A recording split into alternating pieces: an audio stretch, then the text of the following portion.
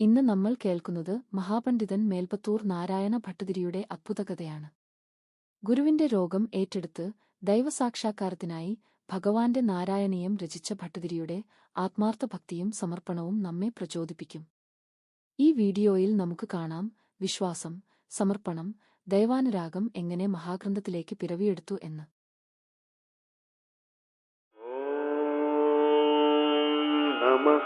ശിവായ. നാരായണീയം പാരായണം ചെയ്യുന്നതിന്റെ പ്രസക്തി. കേരളത്തിലെ ഒരു ഗ്രാമത്തിൽ ജനിച്ച മഹാപണ്ഡിതനായിരുന്നു മേൽപ്പത്തൂർ നാരായണ ഭട്ടതിരി. ബാല്യത്തിൽ തന്നെയവൻ വേദശാസ്ത്രങ്ങളിൽ പ്രാവീണ്യം നേടിയിരുന്നു. ഗുരുവായ അച്യുത പിഷാരടിയുടെ കീഴിൽ പഠിച്ച ഭട്ടതിരി ഗുരുവിനെ ദൈവസമാനനായി കരുതിയവൻ ആയിരുന്നു. ഒരു ദിവസം ഗുരുവിന് കഠിനമായ വാതരോഗം ബാധിച്ചു. ഗുരുവിന്റെ വേദന കാണാൻ കഴിയാതെ ഭട്ടതിരി ഹൃദയത്തിൽ ഒരു പ്രാർത്ഥന നടത്തി, ഞാൻ ഗുരുവിന്റെ ഈ രോഗം എനിക്ക് തരൂ ഭഗവാനെ, എന്റെ ഗുരുവിനെ രക്ഷിക്കണമേ. അദ്ഭുതമെന്നു പറയട്ടെ, ആ പ്രാർത്ഥന ഫലിച്ചു. ഗുരുവിന്റെ രോഗം കുറഞ്ഞു. പക്ഷേ അതേ രോഗം ഭട്ടതിരിയെ ബാധിച്ചു. ശരീരം മുഴുവൻ വേദന, നടക്കാനാകില്ല, കിടക്കയിൽ നിന്ന് എഴുന്നേൽക്കാനാകില്ല. എന്നാൽ അവന്റെ വിശ്വാസം തളർന്നില്ല.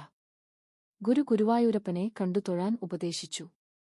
അങ്ങനെ വേദനയോടെ പ്രതീക്ഷയോടെ ഭട്ടതിരി ഉറച്ച വിശ്വാസത്തോടെ ഗുരുവായൂർ ക്ഷേത്രത്തിൽ എത്തി.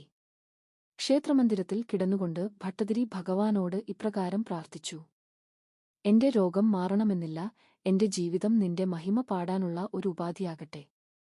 അങ്ങനെ അദ്ദേഹം പ്രാർത്ഥിച്ചു തുടങ്ങിയ ദൈവസ്തുതികളാണ് പിന്നീട് മഹാഗ്രന്ഥമായ നാരായണീയം ആയി അറിയപ്പെട്ടത്. ദൈവാനുരാഗത്തിൽ മുങ്ങിയ മനസ്സുമായി വേദനയുള്ള ശരീരത്തോടെ പ്രതിദിനം ഒരു ദശകം വീതം അദ്ദേഹം രചിച്ചു. ആ രചനയിൽ ശ്ലോകങ്ങൾ പിറന്നു. ഭഗവാന്റെ അവതാരങ്ങളും ലീലകളും കവിതയായി ഒഴുകി.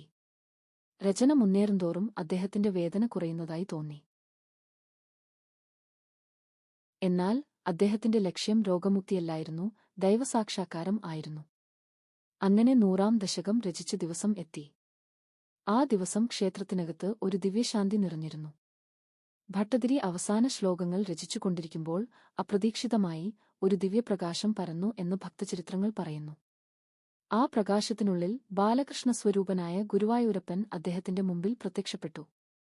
പീതാംബരം ധരിച്ച ദിവ്യരൂപം, മകരകുണ്ഡലങ്ങൾ, കമലനയനം, മന്ദഹാസം നിറഞ്ഞ ചുണ്ടുകൾ. സന്തോഷം കൊണ്ട് ഭട്ടതിരിയുടെ കണ്ണുകളിൽ കണ്ണുനീർ നിറഞ്ഞു, കൈകൾ വിറച്ചു. അദ്ദേഹം മൃദുവായി പ്രാർത്ഥിച്ചു, ഇനി എനിക്കൊന്നും വേണ്ട, നിന്റെ ദർശനം തന്നെയാണ് എന്റെ അനുഗ്രഹം. ആ ദിവ്യദർശനത്തിനു ശേഷം അദ്ദേഹത്തിന്റെ വാതരോഗം പൂർണ്ണമായി മാറിയെന്നാണ് വിശ്വാസം.